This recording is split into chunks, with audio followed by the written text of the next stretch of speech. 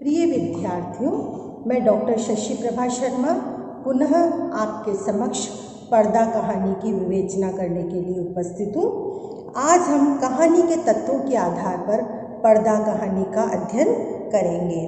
पर्दा कहानी के लेखक यशपाल प्रगतिशील विचारधारा को लेकर हिंदी कथा साहित्य में अवतरित हुए। यशपाल ने अनेक कहानियाँ लिखी हैं।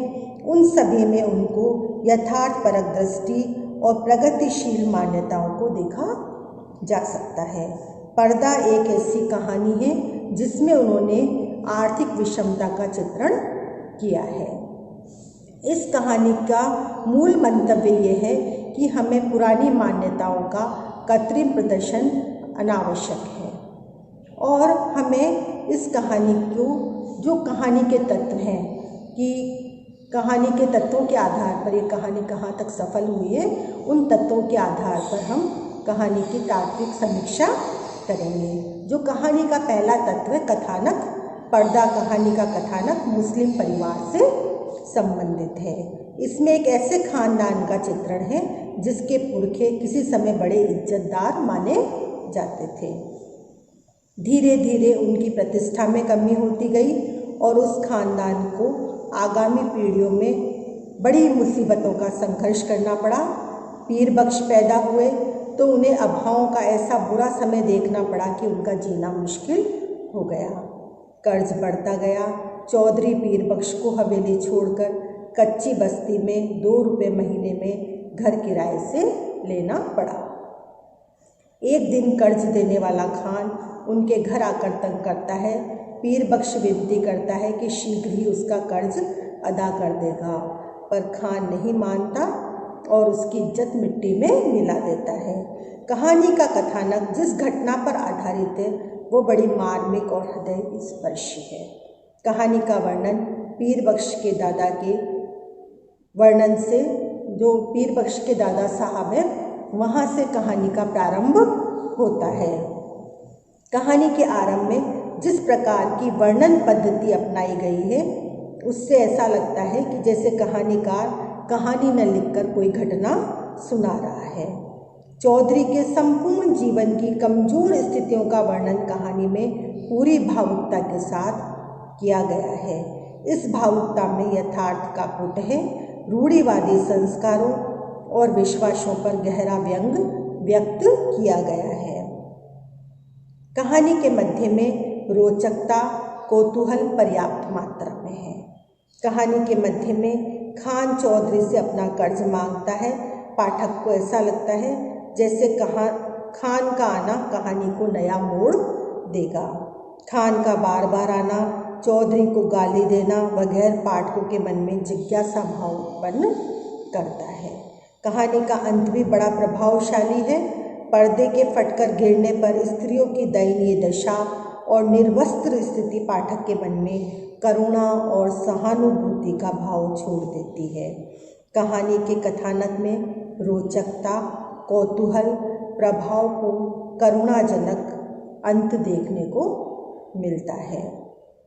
कहानी में जिन घटनाओं का वर्णन किया गया है वे सब एक एक करके हमारे सामने ऐसे फिल्म की भांति जैसे कोई नाटक देख रहे हो, ऐसा हमें लगता है कि दृश्य पाठक के सामने उपस्थित हो जाता है। कहानी का दूसरा तत्व है चरित्र चित्रण। पर्दा कहानी में प्रमुख चरित्र के रूप में चौधरी पीर बख्श का नाम आता है। वे कहानी के प्रमुख पात्र हैं। इसके अतिरिक्त कहानी में जो भी पात्र आए हैं वे केवल नाम मात्र के हैं। वैसे भी चौधरी पीर बख्श के अलावा चौधरी खानदान का कोई भी पात्र अपने विकसित चरित्र के साथ कहानी में नहीं आता, ये जरूरी नहीं था। दूसरा प्रमुख पात्र खान है। चौधरी पीर बख्श वैसे बड़े इज्जतदार आदमी हैं। उनका जीवन बड़ा संघर्षमय है। जैसे जैसे कहानी में अपना जीवन चलाते हैं वह बड़ा ही संघर्षमय हमें दिखाई देता है। उनकी अच्छी शिक्षा दीक्षा नहीं हुई है, अतः उनकी जो नौकरी है वह भी, जो उनकी आमदनी है वह भी बहुत कम है और उस आमदनी में उनके लिए घर का खर्च चलाना बड़ा मुश्किल है। पीर बख्श के चरित्र में मानवता है। वे एक सहृदय एवं अच्छे इंसान हैं। परिश्रम से वे डरते नहीं, किंतु उन्हें जो तनख्वाह मिलती है वो जैसे तैसे केवल 10-5 दिन ही चलती है और ख़त्म हो जाती है। वास्तव में चौधरी पीर बख्श का चरित्र एक संघर्षजीवी, इज्जतदार, बात के पक्के व्यक्ति का चरित्र बनकर हमारे सामने आया है। उनका चरित्र लेखक ने वास्तविकता के साथ चित्रित किया है। जो पीर बख्श हैं वो वास्तविकता के धरातल पर हमें दिखाई देते हैं, और जो खान है, खान एक कठोर दिल वाले पात्र के रूप में हमारे सामने आता है, और खान चौधरी पीर बख्श को ऋण देता है। अतः वह अपने कर्ज को लेके बार बार तकाजा करता है, पैसा न देने पर गालियां देता है, अभद्र भाषा का प्रयोग करता है, जो हमें कहानी में यत्र तत्र देखने को मिलता है।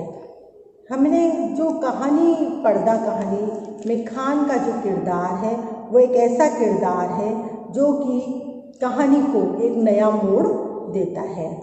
तीसरा जो तत्व है कहानी का वो है संवाद योजना। कहानी का जो मूल गुण या आत्मा जो होती है वो होती है संवाद, जो कथानक को विकसित करती है। कथाकार के उद्देश्य को प्रेषित करते हैं संवाद। अतः संवादों में यथार्थ का पुट होना और संवादों की जो शैली है वह ऐसी होनी चाहिए जो पाठक तक आराम से आसानी से पहुंच जाए। यशपाल उसमें सफल हुए हैं, और पर्दा कहानी में कथोपकथन आए हैं और चरित्र के विश्लेषक संवाद हैं जो कथा को गति देते हैं। कहानी के संवादों में संक्षिप्तता का अभाव है। चरित्र विश्लेषण की दृष्टि से संवाद जो है वो हमें देखने को मिलते हैं। जो संवाद कहानी के जो संवाद हैं उन्होंने चरित्रों को विश्लेषित करने में या सशक्त करने में बड़ी भूमिका निभाई है।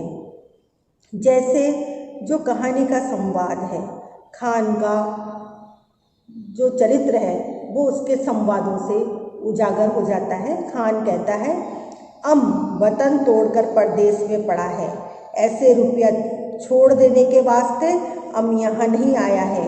हमारा भी बाल बच्चा है, 4 रोज में रुपया नहीं देगा तो तुम्हारा कर देगा। इस प्रकार कहानी के संवाद चरित्र पर प्रकाश डालते हैं, कथा को गति देते हैं। अतः जो यशपाल हैं वो संवाद योजना में बड़े सफल हुए हैं।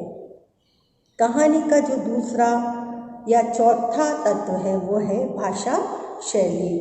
भाषा शैली के आधार पर पर्दा कहानी बड़ी सफल कहानी है। यशपाल की कहानियों में भाषा विषय के अनुकूल है। उन्होंने अपनी कहानियों में बोलचाल के शब्दों का प्रयोग अधिक किया है, किंतु उसमें कहानीकार कहीं भी कृत्रिमता का समावेश नहीं करता। प्रस्तुत कहानी एक मुस्लिम परिवार से संबंधित कहानी है, अतः इसमें उर्दू और फारसी के शब्दों का प्रयोग अधिक हुआ है। जैसे नेचा व गुड़गुड़ाना अंग्रेजी के बोलचाल शब्दों का भी प्रयोग हुआ है, और जैसे कमेटी, क्लर्क, कंपाउंडर, स्कूल आदि। और जो कहानी की भाषा है वो प्रवाहमयी है, उसमें मुहावरों का भी प्रयोग हुआ है, और कहानी की जो भाषा है उससे जो कहानी की प्रेषणीयता का गुण है, कहानी का संप्रेषण पाठक तक आसानी से हो जाता है। 5वां जो उद्देश्य है कहानी का तत्व, उद्देश्य। जिस उद्देश्य को लेकर कहानी लिखी जाती है उसमें कहानीकार कहाँ तक सफल हुआ है। यहाँ पर हम जब कहानी के उद्देश्य के बारे में सोचते हैं तो यशपाल को पूर्ण सफल रूप से पाते हैं। पर्दा कहानी का उद्देश्य यथार्थवाद से जुड़ा हुआ है। उसमें एक और पुरानी रूढ़ियों पर व्यंग किया है तो दूसरी ओर झूठी परंपराओं को निभाते हुए शोषण की चक्की में पिसते हुए मध्यम वर्गीय परिवार की नियति बताई गई है। कहानीकार ने पुरानी मान्यताओं को छोड़कर आर्थिक शोषण से मुक्ति के लिए जागरूक होने का संदेश दिया है। इस प्रकार कहानी का उद्देश्य यथार्थपूर्ण शैली में कहानी की सड़ी गली मान्यताओं पर प्रहार करना है। और जो अंतिम तत्व कहानी का वो है शीर्षक की सार्थकता। शीर्षक की दृष्टि से यदि पर्दा कहानी को देखें तो वह सफल कहानी प्रतीत होती है। पर्दा इस कहानी में मात्र घर के ऊपर लटकने वाला पर्दा नहीं, वह इज्जत और आबरू का प्रतीक है। कहानी की सभी घटनाएं, पीर बख्श का मकान बदलना, घर में स्त्रियों का सम्मान सुरक्षित रखने के लिए ड्योढ़ी पर पर्दा लटकाना, खान का पर्दे को अपने डंडे से नीचे गिरा देना, ऐसी अन्य बातों का संबंध पर्दा से ही है। शीर्षक की सबसे बड़ी सार्थकता इसमें है, इस बात में है कि कहानीकार शीर्षक ऐसा रखे जो कहानी के मूल कथ्य को स्पष्ट कर सके। अतः यहाँ पर जो पर्दा है वह कहानी के मूल कथ्य को स्पष्ट करने में सक्षम है। हमें पर्दा शब्द, जो कहानी का शीर्षक है, पर्दा शब्द पढ़ते ही कौतूहल उत्पन्न हो जाता है कि इस कहानी में क्या लिखा गया है। और जब वह पाठक कहानी को पूर्ण रूपेण पढ़ लेता है तो उसे जो पर्दा शीर्षक है वो सार्थक प्रतीत होता है, क्योंकि जो संपूर्ण कहानी है यशपाल की वह पर्दे के इर्द गिर्द ही घूमती है और पर्दा इज्जत का प्रतीक है। अतः जो कहानी है वो इज्जत और पर्दे का जो संघर्ष है और जीवन का जो संघर्ष है उसको लेकर लिखी गई है। अतः मैं यहाँ पर ये कहना चाहूँगी कि यशपाल पर्दा कहानी लिखने में सफल हुए हैं। ये एक सफल कहानी है और मध्यम वर्गीय परिवार के संघर्ष को अभिव्यक्त करने वाली कहानी है। धन्यवाद।